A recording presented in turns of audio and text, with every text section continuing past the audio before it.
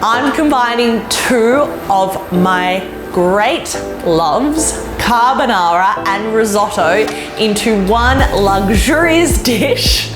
It's quite indulgent, but I've got some great tips on how to make a really comforting risotto that's gonna be like a warm hug for you this winter. First, I'm gonna start with my hot pan and a few tablespoons of good quality olive oil. I popped half a brown onion into my medium to hot pan, and I want to cook that for around about 5 minutes until the onions are nice and translucent. While this onion's cooking, I'm going to chop my bacon. I've got 2 rashers of long bacon. I prefer to use the long bacon. It's got a bit more fat into it. It's a little bit more tastier, I think. You can slice off the rind and then just dice it. I'm going to pop the bacon straight into the pan here. The fat of this bacon is going to cook down and give this risotto a lovely, smoky, porky flavour, which is found, of course, in a carbonara. At this point, you want to ensure that there's enough fattiness from the olive oil and the bacon in the pan, because you want to coat the rice. I want to add enough rice to make a layer of rice on the fry pan. And then at this point, you just want to mix that rice in with the onions and the bacon, and you want to cook the rice off for a good few minutes until the rice itself becomes a little bit translucent as well. The next ingredient I'm going to add, which is again one of my favorite things, a little bit of white wine. We want to make sure that the alcohol is cooked off and it doesn't have too much of a winey taste. So get your pan nice and hot, and you want to hear a sizzle when you add the wine. The key to a good risotto is a good quality stock. I've made my own chicken stock. It's really simple to make your own. Otherwise, you can buy a good quality free-range chicken stock, or you could keep it veggie as well. And you want to make sure that your stock is really nice and hot. You want to add your stock gradually, so a ladleful or 2 at a time. Let that stock absorb and slowly cook the rice. Give it a good stir.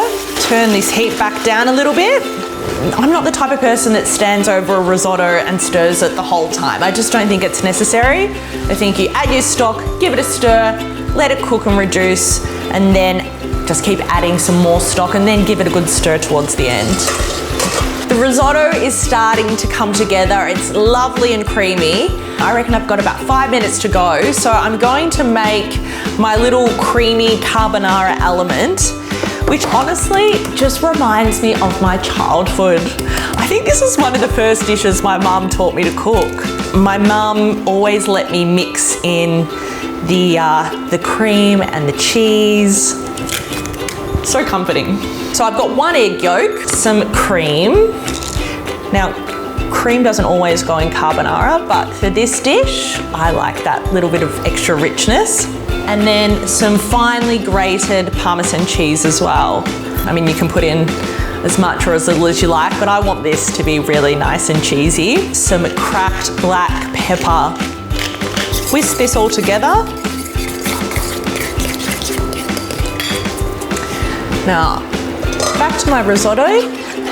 This is looking really lovely and creamy. It's really soft and glossy, and that's what you want in your risotto. At this point, it's ready to be finished off with our creamy egg and Parmesan cheese mixture. Stir it through. I've adopted a spatula, but of course you could use a spoon. I've got some chilled cubes of butter that have been in the fridge, and you really want to add cold butter to finish off your risotto. A few cubes in there, stir it through.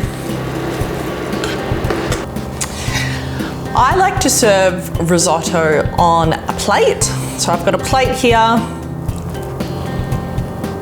Scoop that up, pop it into the middle, and the consistency of the risotto should be nice and wet. So to the point where if you tap the bottom of your plate, it kind of just spills out.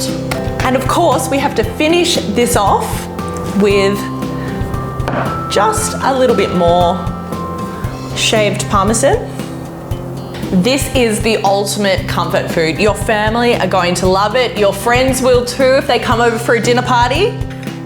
But for now, it's all mine.